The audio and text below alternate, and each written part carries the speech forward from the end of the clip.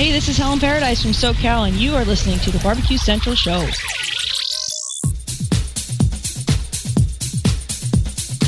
Happy to have you aboard here for the really big barbecue show. Boing. We cook because we have to, and we grill because we want to. Hit me. Fine, how's it going? You have a great show. I'm a big fan. Boing. So what seems to be the problem here? This man looks like he's dead, and he's in the crackle. Charbono! It's all about the charbono, dude! Succulent fish. What? He ate 54 wieners. So listen, Lavernius, shut your face. I'm shaking like a dog shit peach seeds. We have top men working on it right now. Top men. All right, just like that, we are into the second hour, and it's the Barbecue Central Show, doing Barbecue Central Show things, rounding out the origin stories. And we go right to the hotline and welcome in the newest embedded correspondent, Rusty Monson. Hey, Rusty. Hey, how's it going? What's up, Rusty? Chilling, just, chilling. I look in the back over your left shoulder, and I think there's like somebody sitting there at a desk behind you, but there's nobody sitting there. That's why I put on my pretentious award. Just in my periphery. All right, so we're doing origin stories. You caught the last part of Derek Riches, who a long time Utahian? Is that a Utah person? City of Utah. Yeah. Oh, see, we say like Ohioan, but is there something for Utah? City of Utah. All right. City of Utahian. Yes, Derek. Long time. City of Utahian. Yeah, Utahian. Yeah, it's weird, dude. Yeah. No, that doesn't work at all. We need to think of something. From Utah, from the city of Utah, and we'll leave it at that. Yeah, that's the best way to do it. All right. So, Rusty, when and where were you born? I was born in American Fork, Utah in 1977. So if you guys have seen Footloose with Kevin Bacon, that was the town I was born and raised in. It was just like that. Literally just like that movie. That movie is, if anyone wants to know what it was like for me growing up, I was Kevin Bacon in Footloose. And yeah, I could actually, I never worked at the roller mills, which is, the prominent place he worked. But that's how I grew up. That's exactly it. I didn't dance though. I should have. I didn't know there was so much dance space in Lehigh until I watched that movie. So now that, but it was, that was it. That's how it was. What was it like growing up for you previous to high school? Like as a young rug rat, or somebody that had a lot of friends that you palled around with and got into stuff, or, what was a young Rusty like? Well, I was kind of a latchkey kid, so my mom and dad both worked, and we would go to school and come home, and we're left to our own devices. So yeah, we had a lot of free ranging. We were very free range kids, so we had a big old property we'd live on, and we'd just do all the things we could do, just wherever. Yeah, just come home when the lights turn on. In the streets, kind of kids. So yeah, we grew up in the neighborhood. It was a small town, man. I'm telling you. So it wasn't a lot of, friends, but it was just small. So you kind of hung out in groups of who you lived by, really. That's kind of how it was. Were you by mountains like Derek was?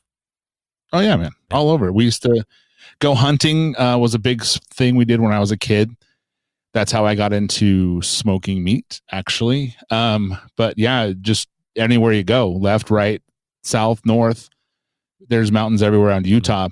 We're completely surrounded by them. So it's a really cool place to grow up because of the outdoors. A lot of people come here to Utah because it's so beautiful. There's so many different kinds of outdoors. There's the deserts, and there's north, it's very green and really cool. And we spent a lot of time out there, hunting rabbits with BB guns. And, we were the kind of kids that I had a rifle when I was 9,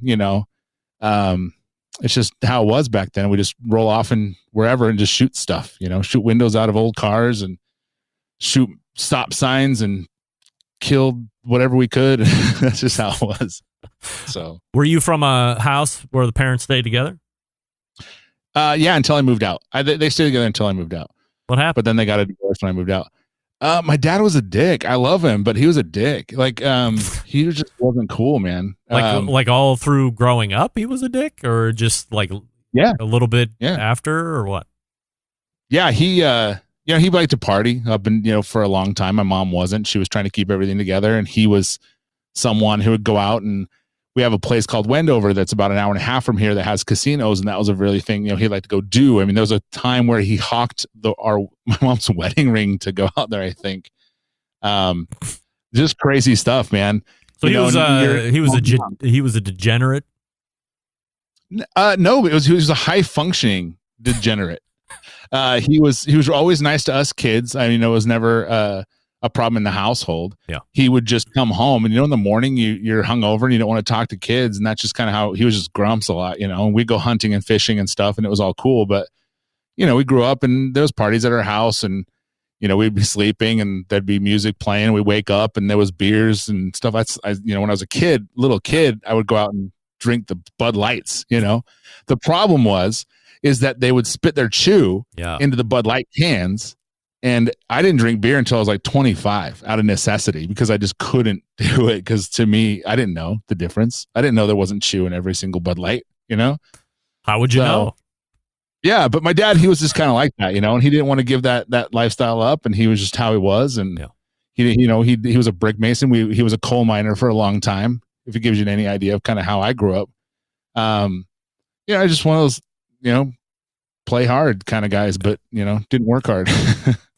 Were there other siblings in the house?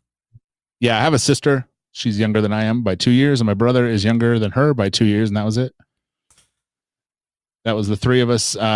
We were pretty close. We, like I said, small town, so you kind of get close to your brothers and sisters. You kind of have to stick together. But it was really fun. It was a good time growing up in that town, and that time. That was right around the Lafferty murders. I don't know if you ever heard about that, but that happened a couple blocks from our house. Really? So, yeah, if you guys are into something like true crime, go look up the Lafferty murders. It's pretty damn crazy. Do you have a thumbnail on that? No, I don't know. I don't think so. What do you mean? Like a clip? Like a 5-second description of like what went down? Yeah. So what happened is the Laffertys were these brothers who made a church that was a splinter of the Mormon church. And then they believed that they were coming up to, take over and cleanse whatever, we know what those people believe. I don't know. But their brothers they needed their brothers there, and their wives and other people, bishops in the Mormon church, were getting in the way. So they had a kill list of people they were going to go kill. Yeah. Well, everyone chickened out, but the two oldest Lafferty brothers, and they went and actually killed the wife of their brother and their infant son, 2 houses away from us. Wow. Yeah. So yeah, crazy. If you guys ever read like John Krakauer's Under the Banner of Heaven, it's a really good book, but it talks a lot about that. There's a plug. John Krakauer. Reach out to me. I'd love to say hi. That's right. He's a big fan. Wow. All right. So what was high school like? You get into, as I was talking with Derek, that can be a weird time for some kids, but other kids don't seem to have any problem with it. So going in, being the oldest of the Monson kids, how did you find high school life to be? I actually loved it. And in Lehigh, you were on the football team or you're on the rodeo team. And I wasn't having that. I was on the pink hair. Yeah, you were on the rodeo. But I was an outcast kid. I was the kid from the John Hughes movie, but a little bit more kind of like Derek, punk rock music, pink hair, wore just crazy stuff to school all the time, had a punk rock band, whatever, just lived life, just did whatever I wanted to do. And I failed out of school. I was actually kicked out of school because I tried to elect. Yeah. Ooh. So we were goofballs. We did as much as we could to kind of terrorize the school, but there was one, it didn't kick me out for this reason, but I know this is why. But during, they had, how the schools elect presidents and whatever stuff, and they kind of have like the school colors, like ours were purple and white. So it was the purple team and the white team party. I mean, we had the black party, and we tried to elect serial killers to the school. So we post flyers everywhere of like, elect Ted Bundy, all these people, and we keep on putting them up. And I had a friend of mine who was in the newspaper, And she actually put some things down for people to vote. And so we actually got 2% of the vote. Wow. The Black Party got 2% of the vote, and no one knew who it was. No one can prove it, but the principal had an idea. And so he was basically searching for reasons to kick me out of school, and then he just found it in that loophole and booted me, which was awesome because, no more school. Let's go to high school when you're 18 and full of life. Were you a senior at that point when you get invited not to come back? Yeah. It ended up being grades. He's just like, well, you might as well just leave and you're not going to graduate anyway. And I'm like, whatever, bye. So, but yeah, his son ended up telling me the real reason why about a year later. What was the real reason? Well, because I tried to elect serial killers. Okay. Yeah, of course. I mean, that's outrageous. Do you GED up or are you a straight up dropout? After school, I read a book called On the Road by Jack Kerouac. And actually, funny enough, I had 3 very close friends die in 3 different ways. And at that same time, it was a really transitional time in my life. And I didn't want to go to school. I didn't want a traditional job. I wanted to just live life, and do my thing. And I was a dishwasher at the time at a restaurant, and I had restaurant jobs. And so what I did is I basically stuck in restaurants because I had the freedom to do whatever I wanted to do. I can make good money and then travel, or I can get good money and play music, which I was into at the time. And I just wanted to live life. I just wanted to, because, when you lose friends like that at a young age, it's kind of traumatic. And I didn't want to, I just it put in things in perspective for me. How are these friends passing away? My good friend Sean died of a brain aneurysm. One night. He went sleeping on the couch and never woke up. My friend Shannon died of a heroin overdose, and my friend Dave shot himself with a shotgun in his bathtub. Within a few years of each other. Reading that book, this is a very transcending time. So it's just like, I'm not gonna, I'm not gonna, that's it's just, you kind of think that life is short, man. You don't got a lot of time to do stuff. If you look at it, we don't have a lot of time here. We don't have a lot of things to do. We can if we want to, but we choose not to. And that was kind of my creed growing up, is I just wanted to, I wanted to get as much as I could done in the time that I was given, So very, what's the movie? Ferris Bueller, status. Are there the guy with the brain aneurysm? That's something that you don't see coming, obviously. But the other 2 guys, like the one that dies of a heroin overdose, was he into drugs or was that something new? So, I mean, did you anticipate that? Oh, that's the guy that's going to die of a heroin overdose, kind of a thing. Yeah, we knew it. Yeah. What about the other guy that shot himself with a gun? Was he a depressed individual or was he also on drugs? He was. Depression at the time wasn't serious. It wasn't taken seriously. This is the early 90s. Still not really. It's not. And it was worse then. And he would run around and complain, I'm going to kill myself and this and this. And he had all these problems. And he was shouting from the rooftops. And we're just like, oh, Dave's just, being a bitch. And begging for attention. Exactly. And no one took him seriously. And when he did it was, looking back now, it was a huge shock. And it shouldn't have been, because he might as well have just written it on the wall everywhere he went, So looking back on that now, you kind of regret it, that you could have done something, especially because he called me that day and I didn't want to answer because frankly, didn't want to talk to him, hear him cry about whatever it was. Yeah. And should have. Probably the time he needed to cry the most. Do you think about that at all? Other than just talking about it right now? Does it haunt you in any way? It used to. It did for a really long time. Again, it kind of translated itself into, the perspective, like, why are we here? What's the purpose? Am I going to go to college and get a degree and work my ass off and never do anything with it? And that's how it would kind of manifest itself. I don't think about it anymore. It doesn't bother me anymore. I sometimes will go down to, because I have some people, family and stuff buried where Dave is, and I'll stop by and stuff comes up and it's different. Again, it translates to perspective. I've done a lot in that time, and those tragedies have helped elevate me to where I am, and I'm really happy with where I am. So it's all stuff that building blocks in your life, it worked out, sadly. When you're growing up, what kind of a food scene are you at home and experiencing around you that maybe starts the building blocks to where you end up here with barbecue? Well, when I grew up, everyone was a farmer. My grandparents were farmers. They owned very large farms. My grandpa raised Piedmont cattle, grass-fed, which was weird at the time. And my other grandpa just had a normal, cows and pigs and stuff like that. So dinner there, and my mom and dad wanting me to, work and feel that would make some of my summers were spent there working with them on the farms, and eating the food was amazing. You would eat the food from the garden. You'd eat the food from the cows, that were there. And my mom and dad would buy it from them. And we grew up really, eating that kind of stuff. My mom, she cooked really well. My dad was a really good cook. They cooked poor people food like goulash, all that stuff, whatever we could put together, tacos. That you could have a couple days. Dude, yeah, when that friggin' stock pot came out, you're like, what's up? All right. Yeah. Like, I'm not eating good lunch the next few days. Yeah.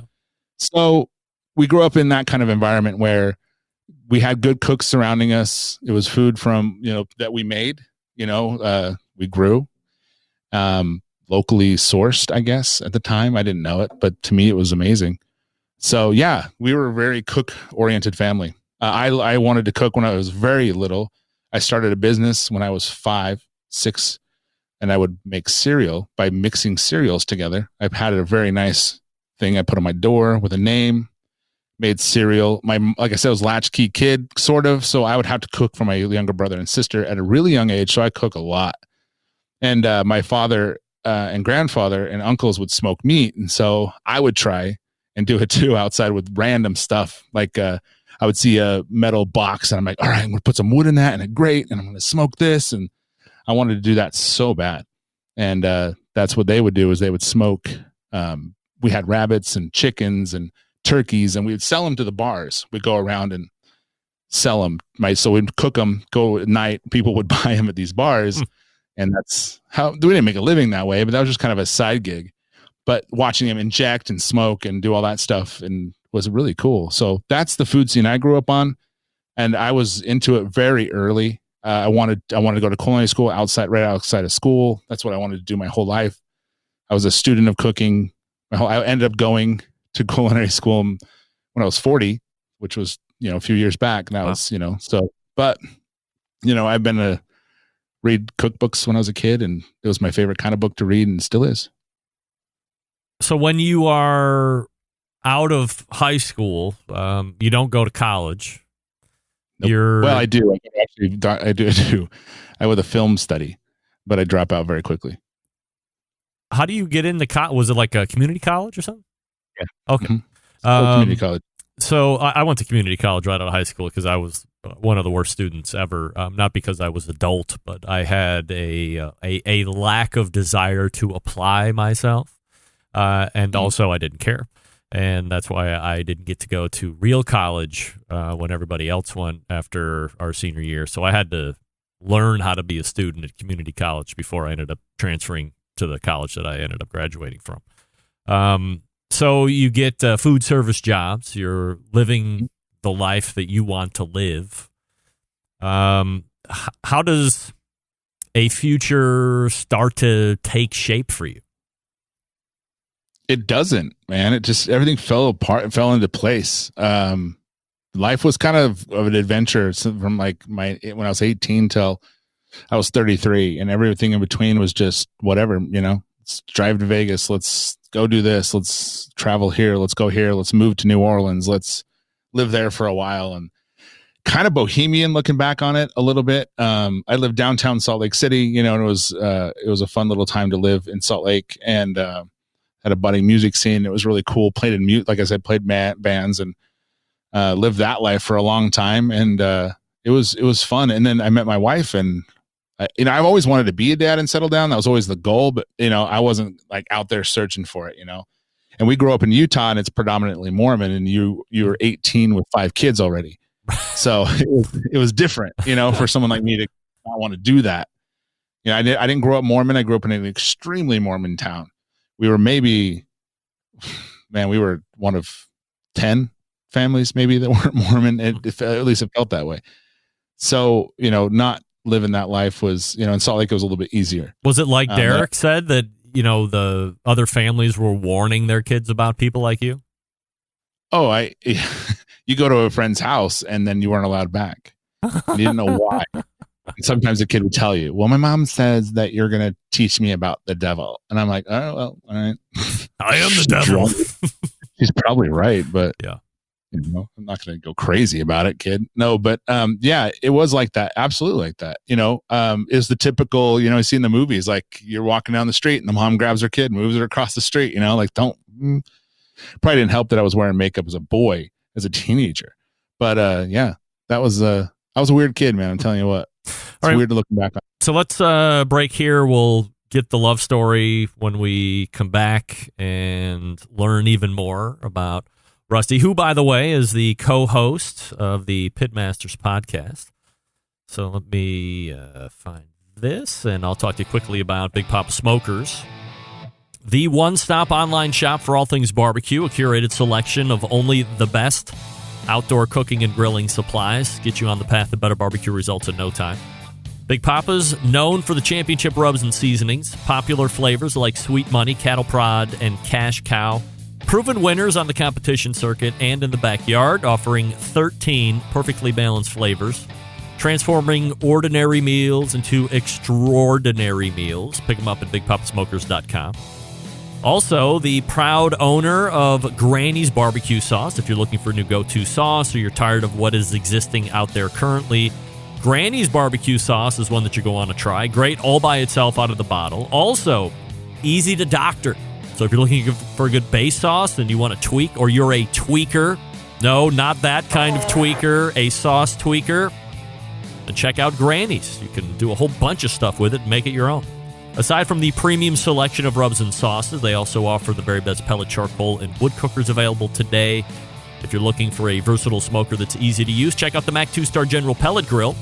Big Poppa Smokers, the exclusive Mac dealer, even offering special packages. If you're not a fan of pellet smokers, take a look at the Old Hickory Ace BP, the only charcoal smoker that Big Poppa trusts on his competition trailer. Not sure of what grill you need? Call them and ask questions.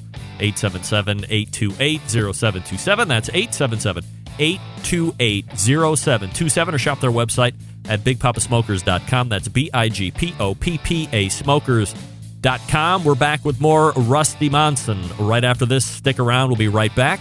You're listening to the #1 most downloaded barbecue and grilling podcast anywhere. The Barbecue Central Show.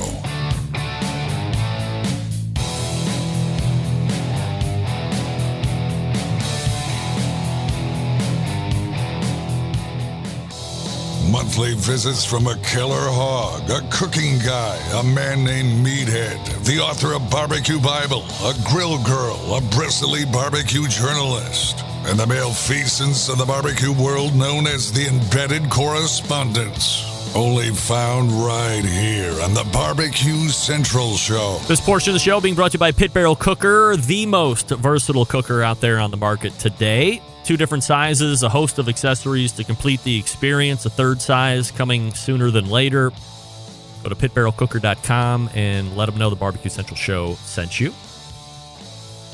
We're back with Rusty Monson. Rusty, before we get into the love story, yeah, I mean, I am totally interested on how you run for, what is it, the better part of 15 years going to this place and that place and, as you say, living life, man. I understand the theory and mindset, but financially and physically, how the hell do you do that? I can't even conceptualize.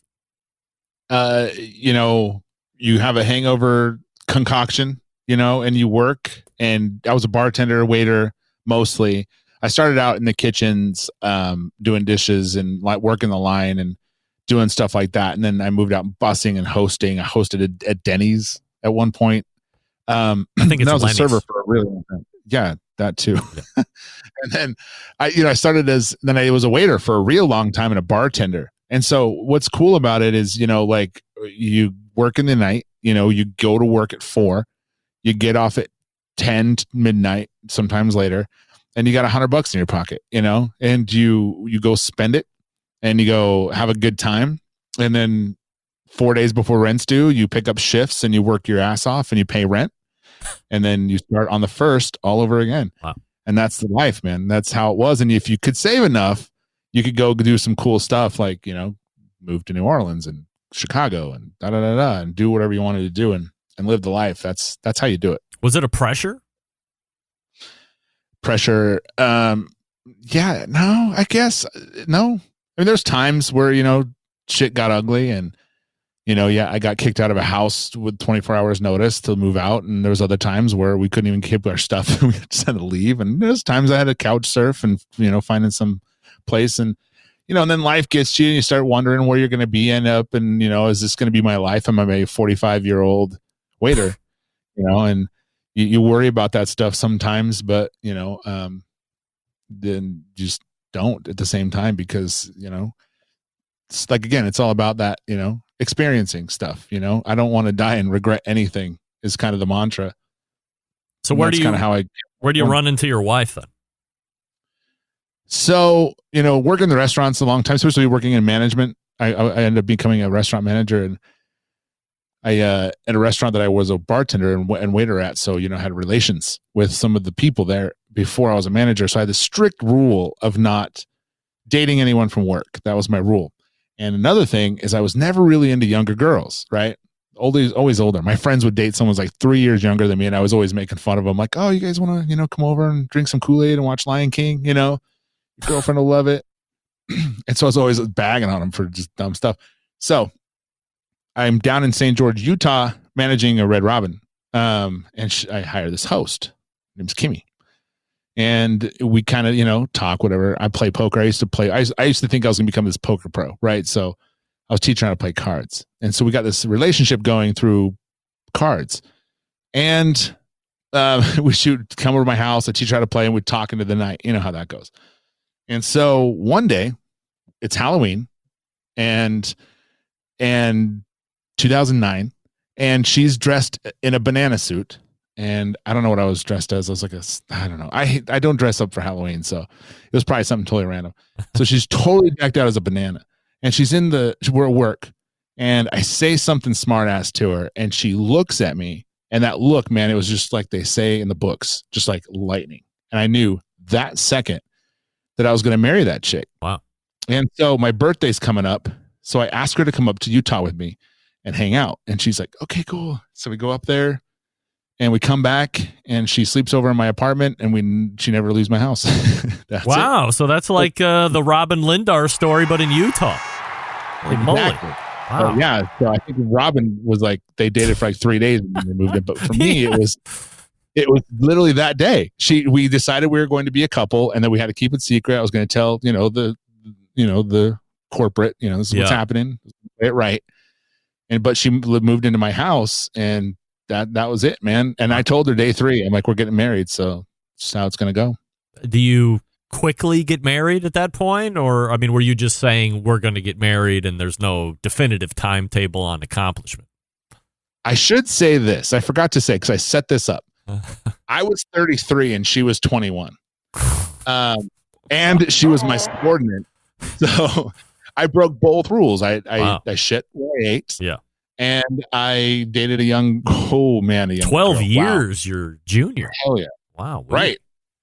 I had never been interested in a girl even at all. Cause I wasn't on the same level as them. Not to say I was better or anything. I just was over here and they were over there, This is interesting because, when we talk about you behind your back with the other embedded correspondents, the one thing that comes up all the time is, we're roughly the same age. I think you're younger than me by 3 years. But so we're roughly the same age. But the refrain that I hear is Rusty's an old soul. Rusty's an old soul. Mm-hmm.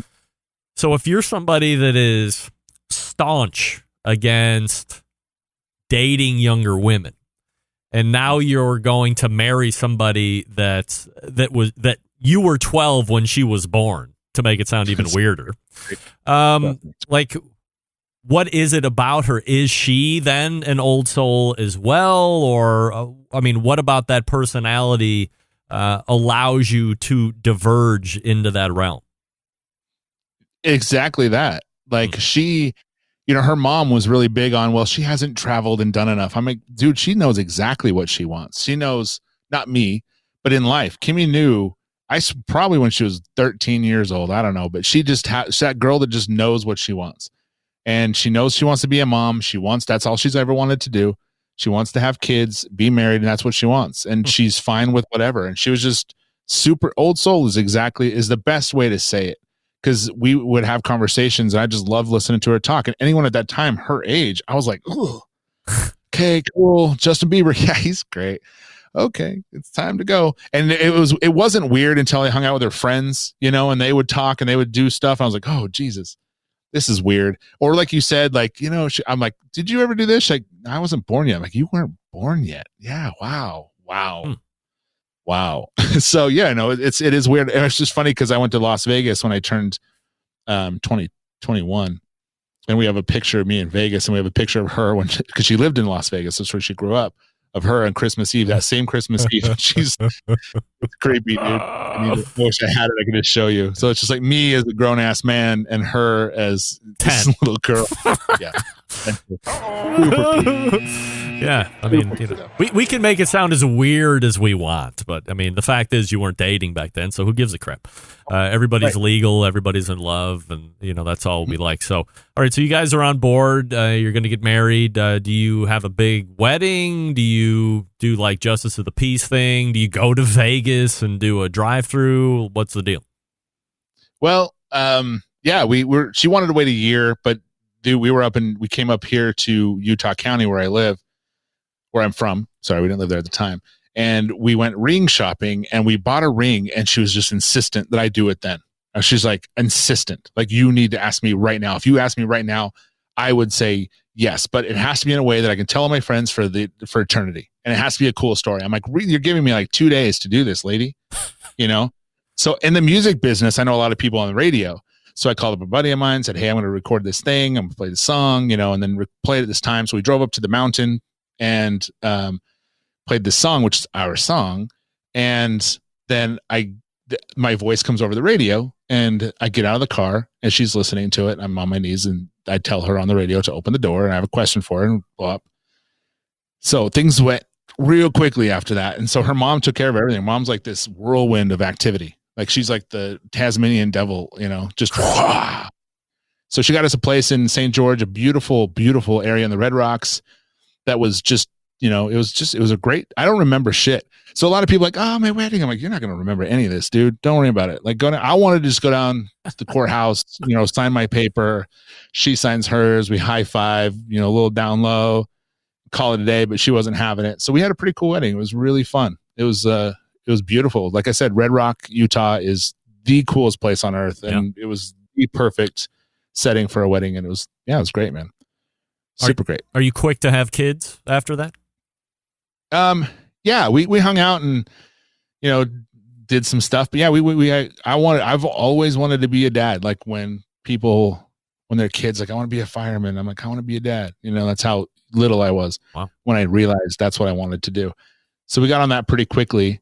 We had 3 kids, Kate, Stella, and Winslow, all girls. Pretty quickly. Like, they're like my family, within a year, 2 years apart. Mm-hmm. So yeah, pretty quick. What has parenting been like for you as somebody, as you said, had a dad that was a dick? What things did you consciously decide that you were not going to do around your kids that you were exposed to? And I guess conversations that you were having with your wife on how you wanted to teen parent. Well, I left that up to her because at the time I was working 6 days a week, 12 hours a day at restaurants at, Texas Roadhouse and running that show and doing all this stuff. So I didn't have a lot of time. That was kind of left to her to decide what she wanted to do. And I was just there to support her. For me and my dad, we have a great relationship, and we kind of always have, besides him being a complete asswipe when I was a kid. He's still an asswipe. I love him, but he's an asswipe. And I wanted to be more positive with them. I wanted them to know I loved them all the time. I wanted them to know that I'm there. We're going to have fun together. We're going to do all this stuff, but I love you always, no matter what. And I wanted to try and be a positive influence in their life and not, and try and work through the problems that we have, even the dumb, kid problems, in a positive manner. That's what I took away from my growing up. And now that I'm a full-time stay-at-home dad, I get to do that a lot. And it's interesting. You get what you ask for. It's not always what you want. I love hanging out with my kids, but I see them constantly now. It's really cool. How does that transition happen for you then? If you're a 6-day-a-week, 80-hour restaurant guy, how do you transition into full-time dadhood? Well, my wife is a nail technician. She does hand-painted gel nails, and what that is, long story short, nails that last like a week or two. I know all about it. 3 daughters myself, so I get it. So she's really popular on Instagram for her nails art, and she's phenomenal. She's absolutely amazing at it. So she has this huge following on the Instagram, and one day her friend comes to her with this makeup that lasts forever. Put it on your face, never comes off. Ever. You go swimming, well, it comes off eventually, I'm sure. Yeah, okay. But, it's like a whole day thing. It's like a 13-hour makeup. You don't have to reapply it. And she's like, I'll try it. So she tries it, and she loves it. And she starts telling her friends about it, her nail friends. And like, I want to try it. And they love it. So she's like, well, I'll sign up, and maybe I'll get a couple bucks. So she signs up, posts it on her nail stuff, where she's very popular.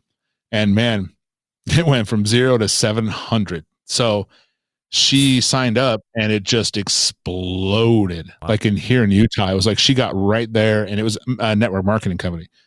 So she just went, just blew up. And after a year or two of that, knowing that it was probably real, I was actually going to get offered at my own restaurant, my very own, I own it restaurant. Texas Roadhouse has a managing partner system where you can buy your own restaurant. So I was about to have that. And so it was like, do I take this? Like, I don't know. It's like, or do I just retire? What do we want to do? And so we decided, I just had, read another book, and we were in Hawaii, and I was like, let's just screw it. And went back to my teenage self. It's not about working all the time. It's not about that. It's about the experiences that you can have and the adventures that you can have. And so I said, screw it. Should I retire? Should I stop? And she's like, yeah, let's quit. So I quit. So for the past 3.5 years, I've been a stay-at-home dad, and that's what I do. She works, I don't. So yeah, worked out pretty well, So where does the barbecue come back for you then? So long time ago, I was driving through Mesquite, Nevada, and there was a barbecue competition there, and I went and checked it out. And it ended up being the very first episode of Pitmasters. Oh, yeah. And so I was driving home going, I want to do that one day. That would be really cool to be able to, I'm going to take my dad's recipes, and I'm going to go out and compete, and I'm going to show the world, my neighbors like my food. So that kind of planted a seed in my brain. But working in restaurants, it's funny because I set off on this life of living and, enjoying. And then I took the management role to kind of have something to fall back on. And it was funny because my whole life changed to where I was working all the time, no time off, just busting my butt. So I didn't have a lot of time to practice that stuff. So years go by. And when my wife actually, so I cook all the time outside. I was grilling, love it all, did it all the time, cooking. But as far as competition goes, when my wife and I was able to quit, I went to culinary school. And when I was done, she goes, what do you want to do? I go, I want to do barbecue competitively. So cool, let's do it. So that's what I did. Booked my next plane and took a class from Brad Leiniger and Tim Shear, and came back and worked with those recipes a lot, and took some more classes and worked with those, and developed our profile, and hit the road, and and got a couple people that wanted to help me out, and just kind of rock and rolled. But that was the competition side. That all happened very quickly. But I was always interested in smoking, but grilling was my thing. And I was a gas guy, but Weber and a gas. I watched Bobby Flay, and he always had the gas and he had the Weber. So I'm about the gas and the Weber, and that's what I used to cook on. So I always had my hand in it my whole life. There's never a time where I didn't. But the competition world, we just did it, and here we are. We actually did pretty well for ourselves. So yeah, seeing success on the competition side for barbecue. And then, of course, we've talked at length on the steak competitions as well. So where do you see this stage of life pursuing too? What's the next step? So it's coming all back. Just bought myself a food trailer, got it all wrapped up. I'm getting back into the restaurant business, but I'm going to own it myself. I've worked in the restaurant business in every aspect of it for, since I was 15 until about 3 years ago. So do the math. It's just what I know. I know how to run restaurants. I know them upside and inside and out. And staying home, I realized that it's fun and it's cool, but I need to be doing something. There's got to be something I'm doing constantly. And my wife, she ended up after 3 years agreeing. So she's really on board for me kind of getting the hell out of the house for a little while. But so I'm going to start a food truck. I'm going to keep competing. I'm going to try and get into barbecue. I'm just going to try and make barbecue my life, however that is, doing the podcast, doing this show, competing, doing food, wherever I can get my hands in is kind of where I'm going to go and try and just work my way into making this barbecue thing my life. And in case for some reason my wife doesn't, her company, like the owner gets caught with a dead hooker, I'll have something, what I'm saying? I have something to fall back on, and I want it to be barbecue. So I'm going to try my best to do that in every aspect that I can. Do you have any of your 3 daughters that show any interest in this at all or share a passion? Yeah, the 2 oldest always want to help me cook all the time.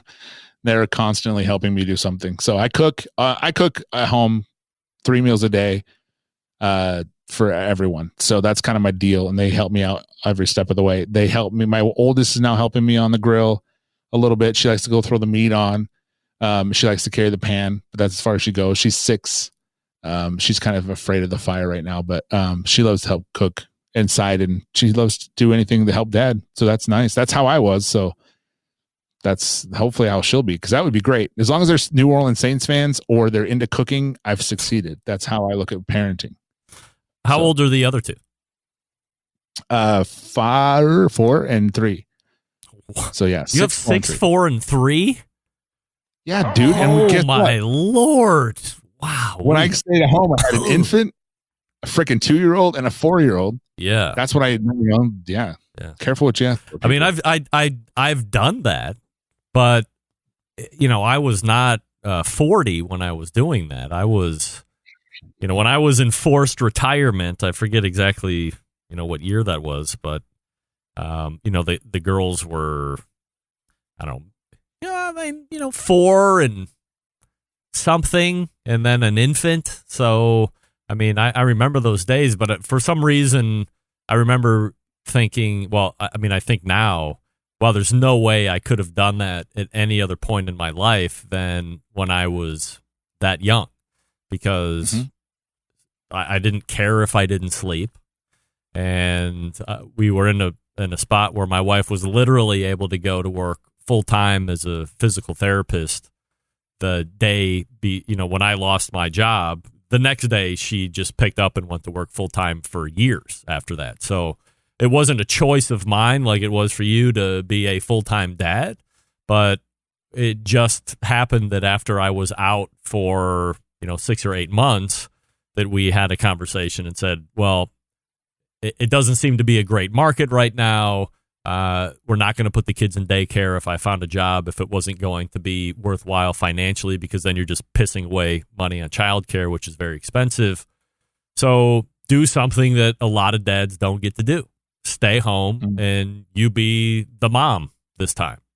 And like, those are days that I'll just never, ever look back and regret whatsoever. I mean, I'm a worker and I like to work, and I hated the fact that the job didn't want me to work there anymore, and worse, didn't give me any heads up on that shit. But the relationship that I was able to build with the girls and teach them things that perhaps my wife wouldn't have done, or just because I was the guy that was there, is really rewarding to me. And getting back into the workforce after the fact, I mean, certainly is great and all that, whatever. But that time is something that I'll always remember fondly, and I think it helped draw a closer bond with my daughters because I was there. And, you know, a lot of dads at that age are not. They're out there on the hustle, and that's what you got to do to keep food on the table and pay the bills. So, and I was right there with you at that age, and, you know, hold on to every second of it because, you know, quickly they're in college and ready to go to college and starting high school all at the same time. So what can I tell you? Yeah, fun stuff. Yeah, and it's hard to see that in the interim, you know. But it's totally cool. Like even just seeing myself getting out, I'm just gonna miss that. You know, we're up there gonna have movie night. You know, stuff like that's not gonna happen because it's gonna be different. Rusty Monson can be found on his show, co-hosting the Pitmasters podcast, which releases new episodes each week. He's also out there competing on the barbecue competition scene. He's competing on the steak cooking scene. He's got the food trailer that is it out and ready yet? Like I've seen the trailer, but like when are you launching? I got to take my tests and do the stuff, but COVID won't let me go take my proctor test, so I have to do that. Right. So once that's done, filing for licenses, and we're rocking and rolling. All right, we're on hold for that, but hopefully sooner than later. And of course, you can find him here on the fourth Tuesday of every month with the other malfeasance of the barbecue community during the Embedded Correspondents segment.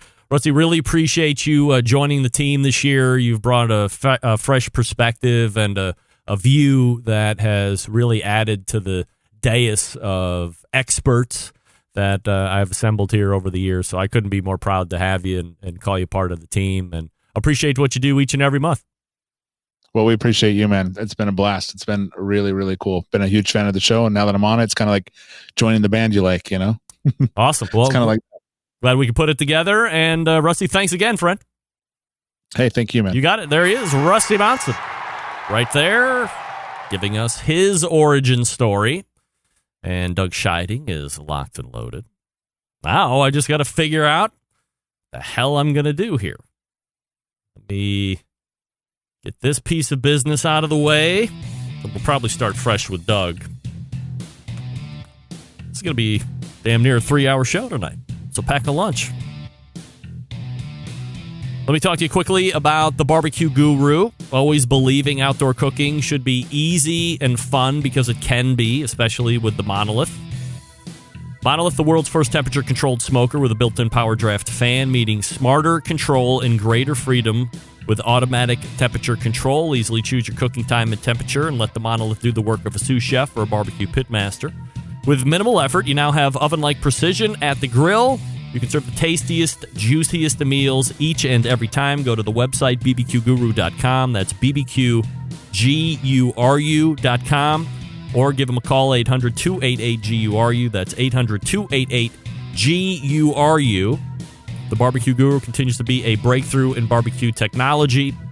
We wrap this origin story of Rusty Monson up now, and we will be back to start Doug Scheiding's from Row Cooker right after this. Stick around. We'll be right back. You're listening to the #1 most downloaded barbecue and grilling podcast anywhere. The Barbecue Central Show.